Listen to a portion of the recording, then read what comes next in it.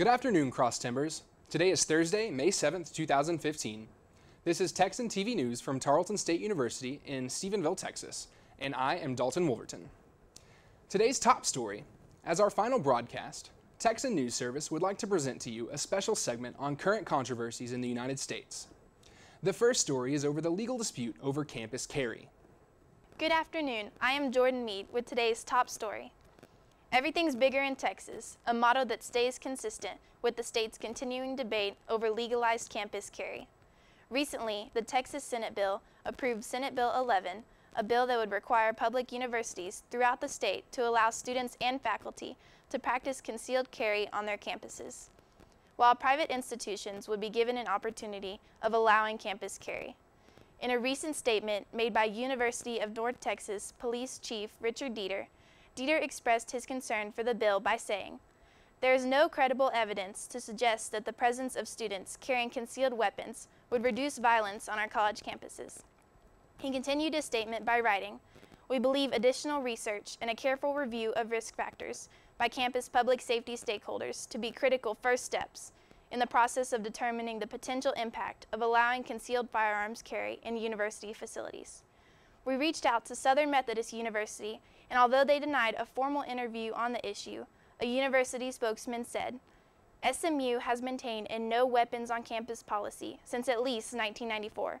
SMU supports SB 11 and HB 937 campus carry legislation so long as it preserves the autonomy of private university to opt out of any new requirement allowing for the carry of concealed weapons on a college campus." While some students and faculty members are expressing their concerns, local law enforcement officers are expressing their support for Senate Bill 11. Last Friday, Sarah Sanchez interviewed current Mesquite police officer Jeffrey Goodfriend for his take on the bill. I'm in favor of it, just for that very reason. You know, if you get an active shooter, usually an active shooter event is finished before the police even get there. Because he's gone on his killing spree and he's either left the scene or he's killed himself. And if students are allowed to carry on campus or other people can carry on campus, as soon as that event starts, the first person that comes across him with a gun can engage him and hopefully take him out. Okay. Although the bill will have to advance to the House for approval, the debate concerning campus carry will most likely continue for many months to come. Next up is a video that covers the pros and cons of the legalization of horse slaughter within the United States. Horse slaughter is quite the sensitive topic in the United States, especially considering the shutdown of the last two standing horse slaughterhouses in Texas. Dallas Crown Packaging in Kaufman, Texas, and Beltex Dallas in Fort Worth were closed in 2007. Dr. David A. Snyder, an animal science professor and founder of his hippotherapy program, is for the humane slaughter of horses in the United States. So if we have legal slaughter, they are inspected by USDA. They are euthanized in humane manner. They are cared for in a relatively humane manner. I mean, but at least that is a place for them to go for many of these unwanted horses. Snyder also mentioned that he believes the reason many people are against humane horse slaughter is because of their personal views of horses. First place, they don't treat the horse or any of their pets as an animal. They tend to equate them to humans. And we don't euthanize humans. and we don't slaughter humans. And they just equate that. I mean, Jill Taylor, a past volunteer for Miracle Meadows Horse Sanctuary and horse owner, said that she is against the legalization of national horse slaughterhouses. It's unconventional. Every horse has a voice and has a story. I feel that those voices and stories need to be heard. Taylor also spoke of the way she has actively saved horses from slaughter and used them for therapeutic riding. I've volunteered for several outfits that have gone to auction barns to outbid kill buyers. Once we've gotten those horses back into our facility and started the rehab process, they found homes, and most of those horses have gone to become therapeutic riding horses. Joe Cook, a retired veterinarian and racehorse breeder, gave his opinion for horse slaughter. We're going to slaughter horses one way or the other. If you have a place that you can take them here close and people are sure that they're doing everything the right way and everything, that's one thing. If you have to take them to Mexico, then you have no control over what happens to them on the trip or at the plant. So which one is more humane to either? Many sale barns still hold horse auctions in which kill buyers will buy horses with the intent to export them and sell them internationally for slaughter. The old slaughterhouse in Kaufman, Texas, is now used as a site for church congregation, so film of the inside of the building was restricted. Horse slaughter will likely remain a controversial issue throughout the United States until education on all aspects of the topic can be brought to light. The upcoming video explores the fight between dairy farmers and people dealing with the waste flowing downstream. Waco Lake, the largest lake in the U.S. to be located entirely within a single city's municipal boundaries, is a central hub for fishing, camping, outdoor recreation, boating, swimming, and much more. The 79,000 acre-feet body of water operated by the U.S. Army Marine Corps and fed by the Bosque River also serves as a primary source of drinking water for citizens of Waco. In early 2004, the city felt their water supply was being polluted by dairies in the Bosque Water Rivershed and sued 14 dairies in Erath County under the Clean Water Act. Melanie Chapman, Waco resident and owner of the Lake Waco Marina and Slippery Minnow restaurant for the last 15 years, claims that she was aware of the alleged pollution to the lake, but it seems to have had no effect whatsoever on her business. Haven't seen a decrease in activity or people coming out, and people still swim and ski and tube and all that kind of stuff. So I have not seen it really affect now. According to the Texas Association of Dairymen, the dairies in the Bosque River watershed must meet harsher permit requirements than dairies in any other part of the state. These permits are the strictest environmental quality permits issued to any agricultural facility in Texas and are some of the strictest in the nation. Darren Turley, a past Tarleton State University graduate, former dairyman, and the current executive director of the Texas Association of Dairymen, has been working diligently since 2009 to rid the Bosque River watershed of any such accusations to improve the quality of the Bosque River.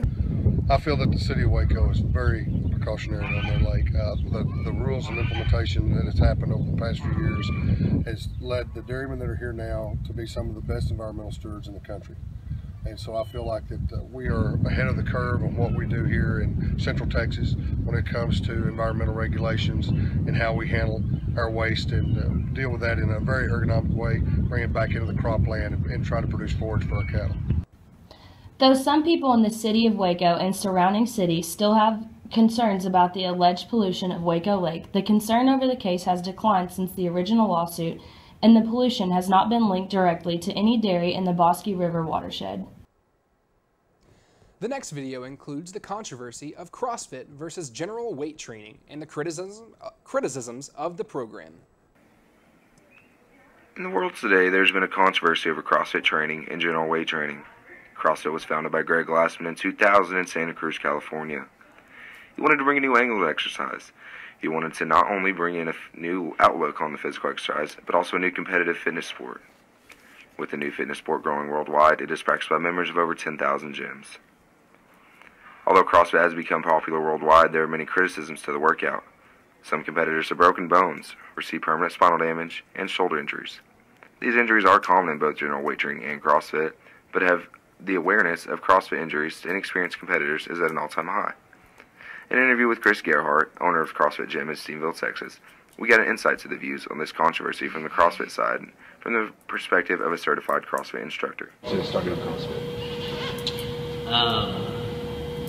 Probably about 6 years ago, we started doing a group training program over at the fitness center, as well. So I went to a convention, and we had a required workout as part of it one morning, and it was was just a functional training circuit, and so I participated, and I realized after I did that there were some substantial holes. You being the owner of a CrossFit gym and an avid user of the workout, if there's just one thing you could tell people that are so negative mindset and they're closed off and they're never going to do CrossFit with it, you could tell them what they would do. Give me a chance to train me for a week and then form an opinion. As you can see, instructors in this profession feel very strongly about the work they do. But is this workout as good as they say? We had Mackenzie Bohart who did CrossFit training and did not like the results. So now that you've stopped doing CrossFit, like why'd you stop? Originally I stopped because I moved, and when I moved I tried to find another box to work out at. That's what they call CrossFit gyms, and the trainers were terrible. Like, I noticed there was such a big difference when I just went to strict weightlifting in my body. Like, I wasn't as strong as I thought I was, because when I took the time to actually do a deadlift properly, I was weak. It definitely took some tolls on my body. My hip flexors are shot due to CrossFit just because of the quick movements. I ended up breaking a wrist in CrossFit doing an overhead squat. And actually my trainer's response to when I broke my wrist was like, "At least you PR'd it." And I was like, okay. I'm broken, and the biggest concern was the weight. So I had a lot of reasons for quitting, but most of it was I definitely saw the toll that it was taking on my body. Whether CrossFit is just another fad or is here to stay, the controversy between which is better workout for an individual will not be coming to an end anytime soon. Next up is a video concerning the recent studies that have shown the water levels of Lake Granbury are at an all-time low. Lake levels in Lake Granbury have been dropping for the past 3 years and continue to drop significantly in the past 6 months. This has raised concerns to the people of Granbury. The Brazos River Authority claims these low lake levels are due to severe weather drought. These low lake levels have caused businesses to go out of business and residents with no way to load their boats in the water. The people of Granbury wonder why the Brazos River Authority is not canceling existing contracts and obtaining from selling more. Well, when you invest in a house, and it's a pretty nice house, and the dock and everything that goes with it, you would hope that your investment would increase in value. And with the lack of water, I'm pretty sure that I can't sell this for what I paid for it when I bought it. But they're selling the water. It's about money, and that's what's driving it. Peter Bennis, one of 18 board members of the Brazos River Authority that's appointed by the Texas governor, sympathizes with citizens of Granbury. And it just grieves you when you see the lake go down, and especially for your recreation, and hurts the marinas, it hurts the people that have their businesses on the lake. Lower lake levels have affected residents recreationally and have forced businesses to adapt to a non-functioning lake. The Brazos River Authority explains the low lake level is due to severe drought. Many question the intentions behind the BRA and their motives. It's not about profit. It's not about how the BRA or if the BRA can make money. There's been some miscommunication between certain parties, perhaps, but it hasn't been because the BRA hasn't given a good faith effort to try to bring about a solution. If the Brazos River Authority is taking water from suffering lakes to aid others, this goes to show the managing of water needs assessing. The Brazos River Authority continues their search for a solution as they juggle water from reservoir to reservoir.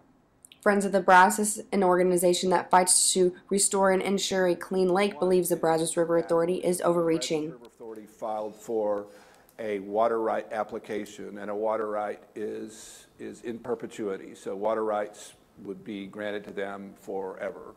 So they currently have a water right for, say, 700,000 acre feet. They're asking for another million or so acre feet. What, you might ask, well, what does Brazos River Authority do with the water that they have water rights to? Well, they sell it. The governor of Texas would like to add the future of these water projects is to create jobs while encouraging conservation, reducing regulations, and finding a solution to ensure water security.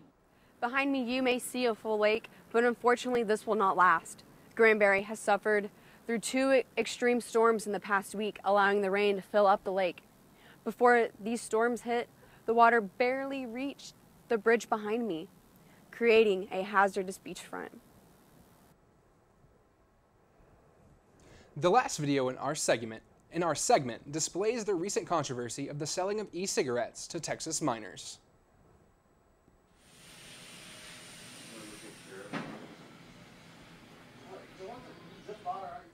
The e-cigarette movement is one that has garnered an impressive following in recent years. Vape stores are popping up all over the place, which includes Texas shop Great Vapes, owned by Justin Whitewood.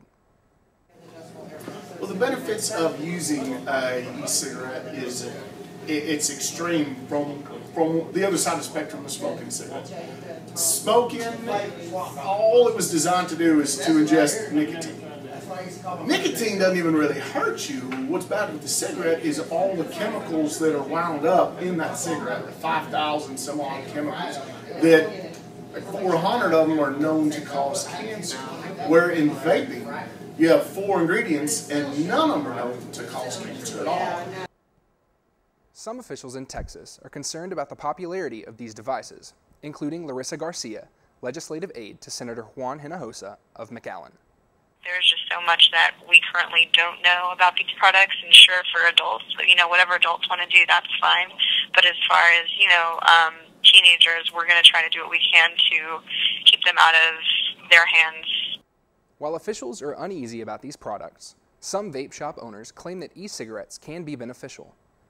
That come in and start vaping all come back and say the same thing. I sleep better, I don't snore, I can breathe easier, food tastes better, because all those years of smoking, your body gets all built up with that tar and all that other junk that's in a cigarette, and you don't absorb the oxygen like you used to. Many officials are concerned because anyone can buy e-cigarettes.